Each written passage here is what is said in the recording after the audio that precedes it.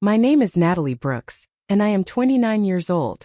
Until one particular Friday night, I truly believed I understood the quiet, unspoken rules of my relationship. Not the loud, obvious ones people argue about. Not accusations of cheating or raised voices in anger. I mean the quieter rules. The subtle ones. Who naturally walks a step ahead on the sidewalk. Who instinctively reaches for the other's hand. Who says we instead of me, without even thinking. I had been with Daniel for 3 years. 3 years of shared rent, shared routines, shared expectations that slowly became normal. I work as a network security consultant, mostly with mid-sized companies, dealing with tedious firewalls and long working hours. Daniel used to joke that my real commitment was to my laptop. He worked in product development, and he had that easy charisma that made people lean in and listen whenever he spoke.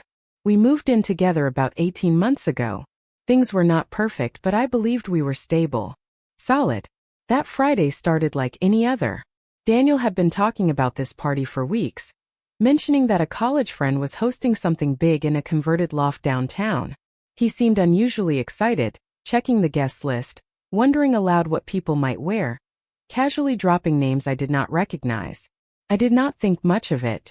Around 7:30 in the evening, I was in the bedroom putting on a clean blouse and jeans. Something comfortable and presentable. Something that felt like me. Daniel was in the bathroom with the door half open, standing closer to the mirror than usual. I heard the soft click of his cologne cap closing, and then his voice came light and casual, as if he were asking for something small and ordinary.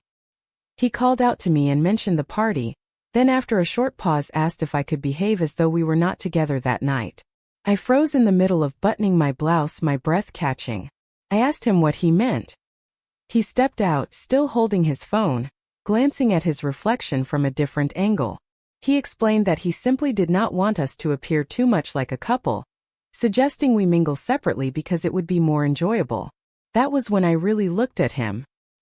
He was wearing a fitted jacket I had never seen before, his hair styled with clear intention. I asked him if he wanted me to pretend that we were not together. He let out a small sigh, already sounding irritated, and said it was not exactly like that. I pressed further, asking what it was supposed to mean instead. He avoided my eyes before admitting that some people did not really know about us and that he did not want things to feel awkward. I reminded him quietly that we lived together and had been in a relationship for 3 years. He said he knew, finally meeting my gaze for a brief moment, then asked me to trust him, saying it would simply be easier this way. I wondered who it was supposed to be easier for, but the question never left my throat. Every instinct told me to push, to ask why now, to demand an explanation. Instead, something inside me went completely still and I agreed. He seemed surprised and asked if I was serious, and I reassured him calmly that it was not a problem. About 20 minutes later, I pulled up outside the loft. Music pulsed through the walls. Daniel checked his phone, adjusted his jacket, and opened the door. He thanked me for the ride, but there was no acknowledgement beyond that, no mention of me coming inside, no suggestion of seeing me there. I told him to enjoy himself. He hesitated for just a brief moment, then smiled and walked toward the entrance without looking back.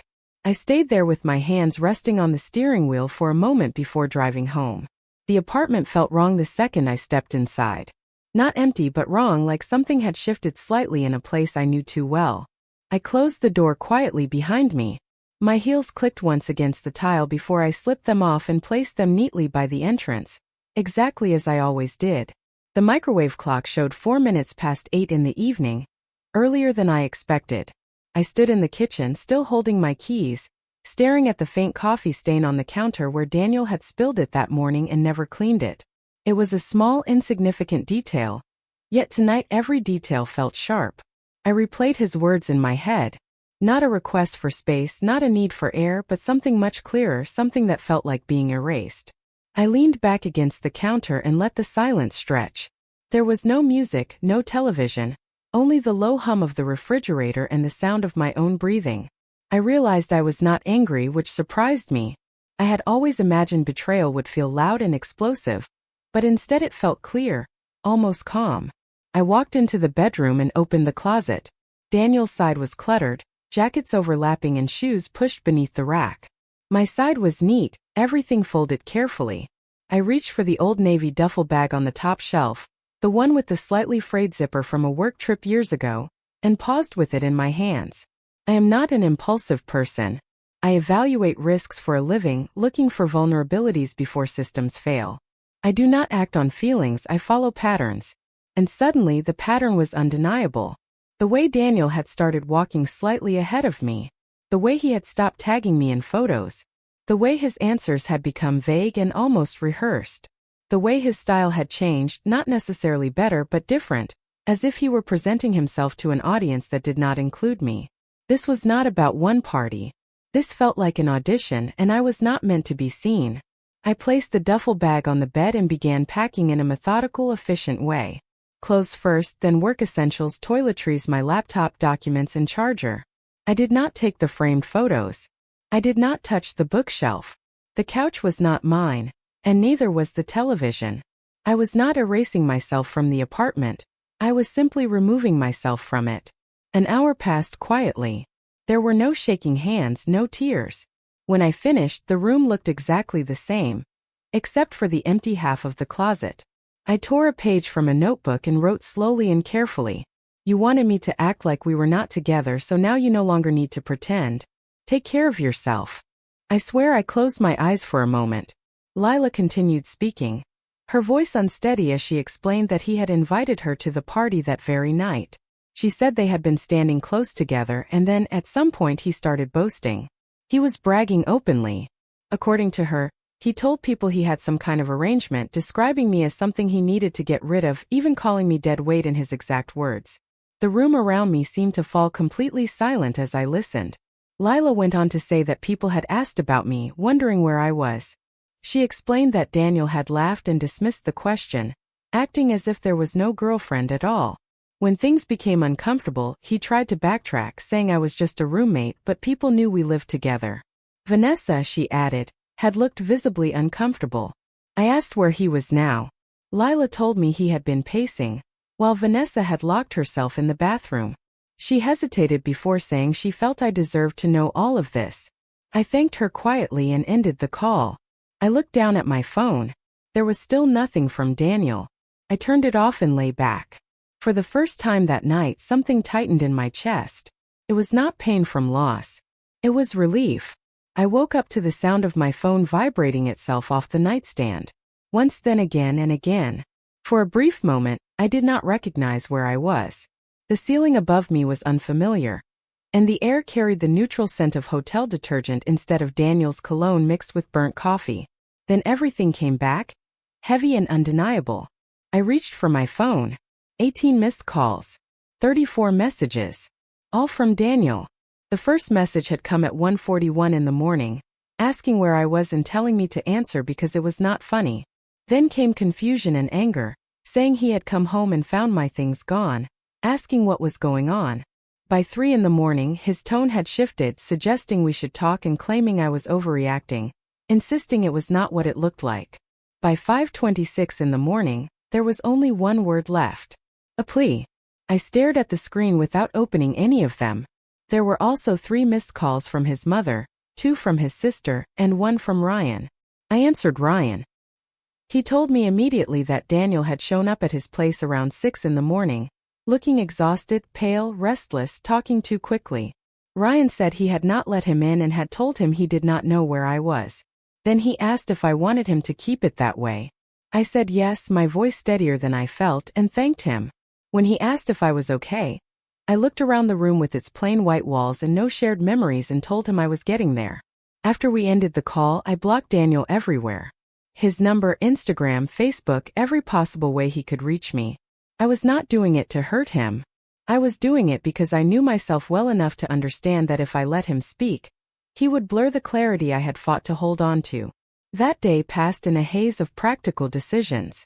Apartment listings, lease terms, move-in dates. By Sunday afternoon, I had signed for a small one-bedroom in Fremont. It was too expensive and too sudden, but it was available immediately.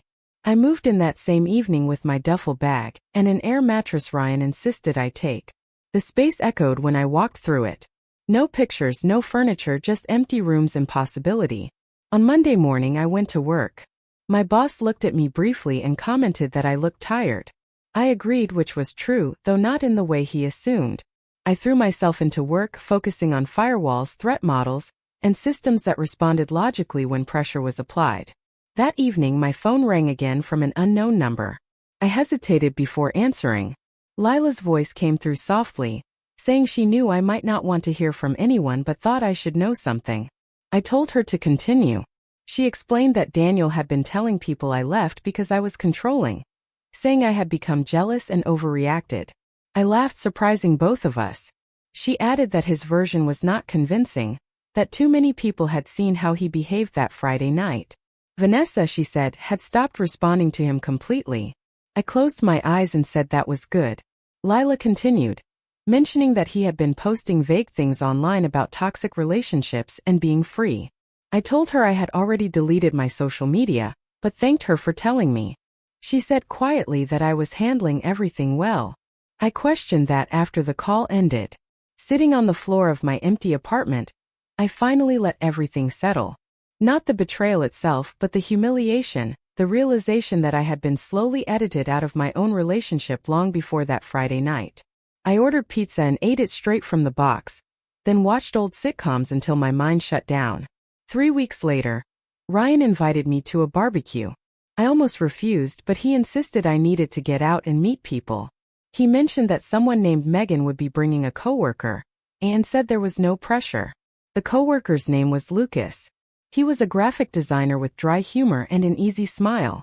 We talked about small, unimportant things, bad movies, overrated restaurants, whether cereal could count as dinner. It felt simple and light. At one point, he mentioned that Ryan had told him I had gone through a breakup. I acknowledged that Ryan was not exactly subtle. Lucas quickly added that I did not have to talk about it, and I said I knew, but admitted that a 3-year relationship had ended abruptly. He said it was my ex's loss, then immediately seemed to regret how that sounded. I told him it was fine and that I agreed. We exchanged numbers, not as anything romantic, just as a start to new, uncomplicated conversations. Through Ryan, I later heard that Daniel had been calling mutual friends, trying to find out where I lived. He had even driven past Ryan's place twice looking for my car. He had also reached out to Lucas through Megan, asking questions, but Megan told him to leave me alone. That night, Ryan watched me closely as we sat with drinks. He said I seemed better.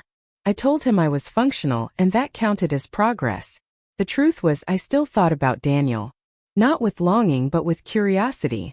I wondered how long he had been planning to leave, when I had stopped being his partner and become something he saw as a liability, and why it had taken one sentence for me to finally understand. The consequences did not arrive all at once. They came gradually. Messages started appearing from people I had not spoken to in months, vague check-ins that carried unspoken questions. By Tuesday, Ryan confirmed that Daniel had been talking a lot. I asked what version he was telling, and Ryan explained that Daniel was saying I had been controlling, that I checked his phone, that I overreacted and left. He added that Daniel presented himself as calm and reasonable, even saying he was worried about me. That almost made me smile, but not quite. I did not defend myself or correct anything. I knew better. By the middle of the week, his mother sent a long message saying she did not understand what had happened, and that leaving a relationship without a conversation was not how adults behaved. I read it once and archived it. His sister left a voicemail, softer in tone, saying she did not know what to believe but that Daniel was not doing well. I deleted it without hesitation. On Friday evening, Lila called again. She said she thought I should be aware that people were starting to piece things together because of what had happened at the party. I asked her if that was the only reason. She added that it was also because Daniel kept contradicting himself, saying one thing in one moment and something completely different in the next. At times, he described me as obsessive, and then in the same breath claimed I had not cared at all. Vanessa's name came up again. Lila explained that whenever someone mentioned her, Daniel would immediately shut down, change the subject, or become defensive. I responded simply that it was better that way and that he should sit with that discomfort. She paused before commenting that I seemed colder than she expected. I thought about that for a moment and clarified that it was not coldness. I told her that I was simply done. That night, I sat on the floor of my apartment and unpacked the last box. There was not much inside, mostly clothes, a mug Ryan had insisted I take, and a plant someone had left behind. The place still felt temporary, but it was quiet, and that mattered. On Saturday morning I went for a run. It had been years since I had done that. Daniel used to say it was boring and pointless, but I went anyway.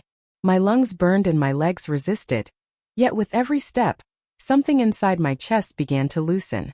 Later that afternoon, a mutual friend sent me a message asking if it was true that I had left because I was seeing someone else. I stared at the screen for a while before replying with a single sentence that there was nothing else going on. An hour later, another message arrived from someone else, saying that Daniel was having a difficult time and claiming he did not understand what he had done wrong. I chose not to respond. On Sunday evening, Lucas sent a message saying Ryan had mentioned I might be at the barbecue the following weekend and that there was no pressure, but he wanted to say it was nice meeting me. I looked around my apartment at the air mattress, the bare walls, the quiet space, and then replied that it had been nice meeting him as well. There were no promises or expectations, just a small opening left there. By the second week, Daniel's version of the story had shifted into something more polished. Ryan told me this over coffee, explaining that the narrative had changed. Now it was no longer about jealousy but about me being distant, cold, and emotionally unavailable. I acknowledged that it sounded more convincing that way, which was exactly the problem. Ryan continued, saying Daniel was telling people he had felt lonely, that I had been absent, that he had tried to communicate but I had shut down. I almost laughed because there was a version of that story that could sound believable if someone did not know the full context. He also kept saying he did not understand how everything had fallen apart so quickly. I told Ryan that it had not happened quickly at all, only that it had stopped being hidden. A few days later, Lila confirmed something similar. She said Daniel had started describing me as very independent, as someone who did not need anyone, and that he felt like he was always trying to keep up with me. I replied that it must be difficult for him. She hesitated before asking if I was not upset. I told her honestly that I was, but that I was not surprised. What Daniel failed to understand was that I was not trying to control the story. I was letting it unravel on its own. The people who mattered had seen him that night, had seen how easily he erased me, how quickly he denied my existence, how readily he tried to replace me in conversation. By Thursday, Lila told me quietly that Vanessa's name had stopped coming up entirely. Vanessa had blocked him without explanation. I asked how he was handling it, and Lila said not well. He kept repeating that he did not understand what he had done wrong. I did not respond to that. That night I went for another run, longer this time. Later, as I stretched on the floor of my living room, my phone buzzed again with an unknown number. I did not answer. A minute later a message came through, asking me to just listen. There was no apology, no acknowledgement of anything, just a request to be heard. I deleted it without replying. That weekend, Ryan's barbecue finally came around. I arrived late and stayed near the edges at first. Lucas was there. When he saw me, he smiled but did not rush over or turn it into something significant. Eventually, we found ourselves talking near the grill. After a while, he mentioned that I seemed lighter. I asked if that was really noticeable, and he said it felt like I had stopped carrying something heavy without realizing how heavy it had been. I considered that for a moment before answering that maybe it was true. Across the yard, Ryan caught my eye and silently asked a question with a raised eyebrow. I gave a small shake of my head. Not yet. I was not rushing into anything. After the barbecue, something shifted. Not in a dramatic way, just a sense of space. Lucas did not text immediately, and neither did I. I noticed that I did not feel the need to check my phone constantly, and that absence did not create anxiety. A few days later, he sent a simple message about a coffee place near Fremont that supposedly made good espresso, suggesting we could test it sometime. I stared at the message longer than necessary before replying that I was willing to find out. We met on a Wednesday evening. Nothing elaborate, nothing forced. I wore something I liked simply because I liked it. He arrived a few minutes early but did not make a point of it. We talked about work, about cities we had almost moved to, about the quiet grief of losing routines more than people. He did not ask about Daniel, and I appreciated that more than I could explain. At one point, I told him I was not in a place for anything complicated. He said he was not interested in anything that felt performative. That made me laugh. We never called it a date, but it felt like breathing again. Meanwhile, Daniel's presence lingered at the edges of my life like static. Through Ryan, I heard that he had started calling people late at night, asking questions about me, wondering if I was seeing someone, trying to understand if I had always been this distant or if it was something new. Ryan shut it down every time. One evening, Ryan told me that Daniel was spiraling, but not in a way that showed any real self-reflection. I said I already knew. Ryan added that Daniel kept insisting that if I would just talk to him, everything would make sense again.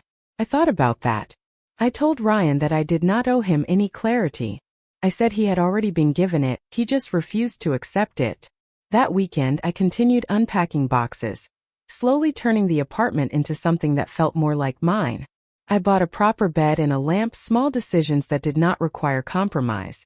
Even choosing plates felt different, no longer tied to a mismatched set his sister had once given us. On Saturday morning, my phone rang again from an unknown number. I almost ignored it, but at the last second I answered. A woman's voice came through, firm and familiar. It was his sister. She said she would not take much of my time, only that she needed to tell me something.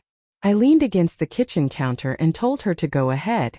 She explained that Daniel had told their parents I left because I met someone else, saying I had been emotionally distant for months and had finally used it as an excuse.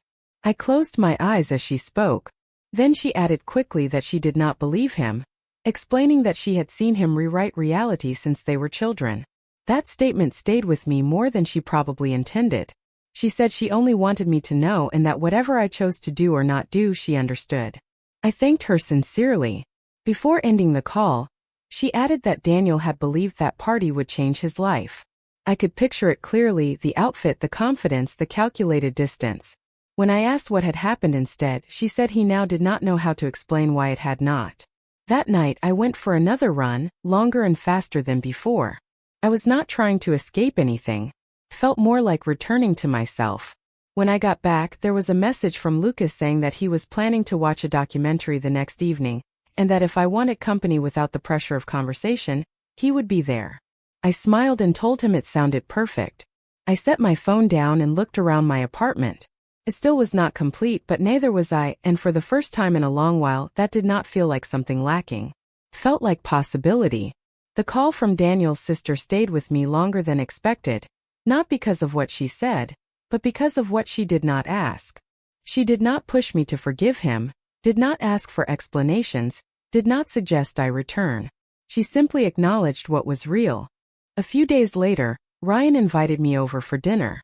Nothing elaborate, just takeout, mismatched plates, and an evening that did not require any emotional defense. At one point, he leaned back and said he probably should not tell me something. I told him he was going to say it anyway, and he admitted that Daniel could no longer afford the apartment. I did not react. Ryan explained that Daniel had tried to renegotiate with the landlord, claiming I would be back soon and that everything was just a misunderstanding. When asked for proof, he had none. Ryan added that Daniel had been borrowing money from his parents and friends, and although he had not said it directly, it seemed he had assumed I would give in before things reached this point. That realization stung more than I expected, not because of guilt, but because it confirmed what I had already begun to understand. He had never truly believed I would leave. To him, I had always been something steady and predictable, something he could step away from and return to whenever he chose. Later that evening, Lila sent me a message, saying she did not want to gossip but felt I should know. I waited as she explained that Daniel had tried reaching Vanessa again, sending a long message where he apologized and took responsibility for how he had presented things. I could almost imagine how carefully he had written it, choosing his words with selective honesty. Lila added that Vanessa did not respond, but her assistant did, telling him not to make contact again. I looked at the screen feeling no sense of victory, only a quiet certainty that things had unfolded exactly as they were meant to. The following weekend, I ran into someone from Daniel's extended circle at the grocery store. We exchanged brief, polite greetings, but as we were about to part, she hesitated and said she had been at the party. I told her I knew. She apologized, saying that for what it was worth, no one thought his behavior had been acceptable. I thanked her and I meant it. By Sunday evening I felt settled. Not fully healed, not completely resolved, but grounded. Lucas came over with takeout and a bottle of sparkling water. Since my couch had not arrived yet, We sat on the floor to eat. At one point he asked gently if it was okay to ask me something. I told him it was. He asked if I missed Daniel. I thought about it carefully before answering that I missed the version of him I believed in, but not the reality of being with him. He nodded without pressing further, and that was enough. After he left, I checked my mail. Among the usual envelopes was one I did not recognize at first, but the handwriting was familiar. It was Daniel's. I stood there holding it for a long moment before placing it on the counter, unopened. Some truths arrive too late, and some apologies come only after the damage has already been done. Whatever was written inside that envelope, it would not change what I had already decided. I did not open it immediately. I moved it from the counter to the desk and later from the desk to a drawer. Each time I told myself I would read it later. Days passed, and the letter remained untouched. It was not avoidance but restraint because once words like that are read, they cannot be undone. On Thursday night, after a long run and a quiet dinner, I finally sat at the desk and opened the drawer. The envelope was thin, likely 1 or 2 pages. I recognized his handwriting instantly, controlled and precise. I opened it. He began by saying he did not know how to start without sounding defensive, so he chose to be direct and apologize. I paused there not because I was surprised but because I was not. He admitted to making selfish decisions, convincing himself they did not matter because nothing had technically happened yet. He acknowledged now that this had been dishonest. He wrote that Vanessa made him feel exciting, chosen, valued in a way he had not realized he was missing. That was the core of it, not love or connection but validation. He admitted he had hurt and embarrassed me and said he did not expect forgiveness, only that I understand he saw it now. I read the letter twice, then once more slower. He did not ask me to return, did not promise change, did not plead. It was contained, controlled. I folded the letter carefully and placed it back into the envelope, then returned it to the drawer. Not because I was uncertain but because I did not need to answer. That weekend, Ryan asked me over for drinks and casually wondered if I felt any sense of closure. I thought about the letter, the party, and everything that followed, and told him I did not think I needed it. He nodded, saying that was probably healthier. On Sunday morning, I woke up early and went for a run before the city had fully come alive. The air was cold and clear. I ran past places Daniel and I used to visit together, cafes, street corners, familiar turns. None of them seemed to reach for me anymore. When I got back, my phone buzzed with a message from Lucas. He said he was making pancakes and that there were no expectations or pressure. He simply thought to invite me. I smiled and replied that I would bring coffee. As I got dressed, I caught my reflection in the mirror. I looked calm, not guarded, not bracing for anything, just present. The strange part was that I was no longer angry. That first night, driving home alone after dropping him off at that party, something inside me had shifted. It was not rage or heartbreak, but clarity. A quiet certainty that I deserved more than someone who needed to hide me to feel important. That certainty stayed steady and unchanged. One evening, while Ryan and I were putting together my couch, he brought up closure again. The instructions were confusing and the screws did not quite line up. Without looking up, he asked if I thought I would ever talk to Daniel again. I focused on tightening a bolt and answered that I already had, explaining that every time I chose not to respond, that was my answer. He glanced at me and nodded in agreement. What people rarely admit is that forgiveness and access are not the same thing. You can release anger without reopening the door. I understood Daniel now. He was not a villain or anything extreme. He was someone who wanted options, and I had been the option he assumed would always remain available. That understanding was enough. One afternoon, while going through old files on my laptop, I found photos from the early days, candid ones with messy hair and easy smiles. I did not delete them. I simply closed the folder. Lucas and I continued seeing each other slowly and intentionally, without labels or discussions about the future.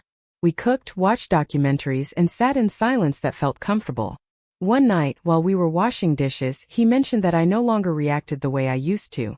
I asked what he meant, and he explained that I no longer flinched at quiet moments, that I no longer seemed uneasy simply being in a room with someone. I let that thought settle. He was right. With Daniel, silence had felt like a warning. Now it felt like space I could breathe in. A few days later, Daniel's sister sent one last message saying he was moving back in with their parents. I looked at it for a moment before replying that I hoped he would figure things out, and I meant it. That night I lay in bed listening to the city outside my window, the passing cars, distant laughter, life continuing without needing to check in with me. Felt right. For months after that party, I barely recognized the woman who had sat in the car with her hands on the steering wheel, watching someone walk away without looking back. Not because I had hardened, but because I had stopped making myself smaller. My apartment in Fremont finally felt lived in. A real bed, a couch facing the window instead of the television, a bookshelf that held more than shared memories. I had built something quiet and intentional. One evening while sorting through mail, I found a folded piece of paper tucked inside an old notebook. It was the note I had left on the counter the night I packed my bag. I had taken a photo of it before leaving, though at the time I did not know why. Now it felt like a marker, the exact moment everything divided into before and after. Lucas came over later that night. We cooked together with music playing softly in the background. No urgency, no performance. As we ate, he wondered aloud whether I ever thought about how differently things could have turned out. I considered that and admitted that sometimes I did, but not in a way that made me wish I had stayed. He nodded, saying that was usually how you know. He was right. The truth was, I had already understood everything that night. Not when Lila called, not when Daniel tried to reach me, not when I read the letter, but earlier, standing in the bathroom doorway when he asked me to pretend I was not part of his life. That was the moment that mattered. The clarity did not come from the betrayal itself. It came from what he asked of me. When someone tells you who they need you to be in order to want you, and that version of you requires disappearing, there is nothing to negotiate. You listen. The next morning, I went for a run as the city slowly woke around me. The air was cool, my pace steady, my breathing even. I was not running away from anything. I was moving toward a life where I did not have to compete for space. I do not hate Daniel and I do not regret loving him. But I am grateful in a strange way that he said the quiet part out loud and made things clear. He asked me to behave as if I was not with him, and I followed that advice in my own way, choosing not to look back.